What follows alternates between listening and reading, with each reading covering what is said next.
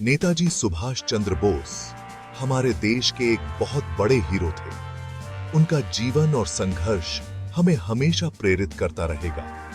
उन्होंने इंडिया को अंग्रेजों से आजाद कराने के लिए बहुत संघर्ष किया। उनके अदम्य साहस और दृढ़ संकल्प ने स्वतंत्रता संग्राम को एक नई दिशा दी। उन्होंने आजाद हिंद फौज बनाई और भारत की आजादी की लड़ाई को एक नया मोर्चा दिया।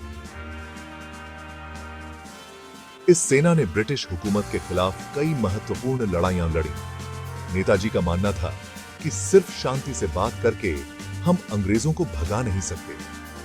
उन्होंने सशस्त्र संघर्ष का मार्ग अपनाया और लोगों को भी इसके लिए प्रेरित किया। उन्होंने कहा था, तुम मुझे खून दो, मैं तुम्हें आजादी दूंगा। यह नारा आज भी हर भारतीय के दिल में गूंजता है और इस तरह उन्होंने लाखों भारतीयों को अपने साथ जोड़ लिया। उनके नेतृत्व में लोगों ने स्वतंत्रता के लिए अपने प्राणों की आहुति देने से भी पीछे नहीं हटे। नेताजी में एक अलग ही दम था। उनकी करिश्माई व्यक्तित्व और अटूट विश्वास ने उन्हें एक महान नेता बनाया। वो एक महान नेता, दूर की सोचने वाले और युद्ध में माहिर थे। उनकी रणनीतियां और योजनाएं आज भी अध्ययन का विषय हैं और हमें प्रेरणा देती हैं।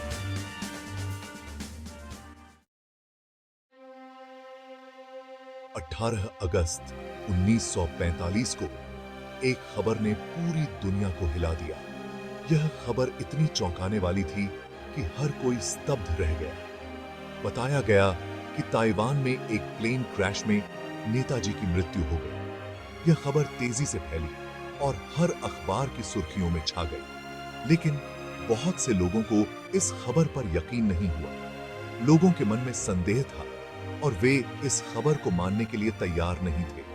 कुछ लोगों ने कहा कि उन्होंने नेताजी को उस हादसे के बाद जिंदा देखा था। उनकी बातों ने इस मामले को और भी पेचीदा बना दिया।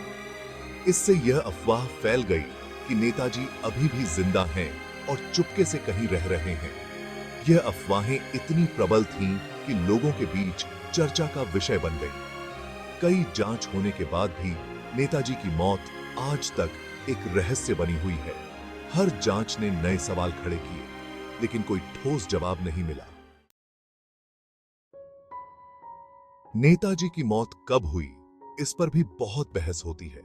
यह एक ऐसा मुद्दा है जो दशकों से विवादित रहा है। सरकार 18 अगस्त को उनका डेथ एनिवर्सरी मनाती है और इस दिन को आधिकारिक तौर पर मान्यता दी गई है।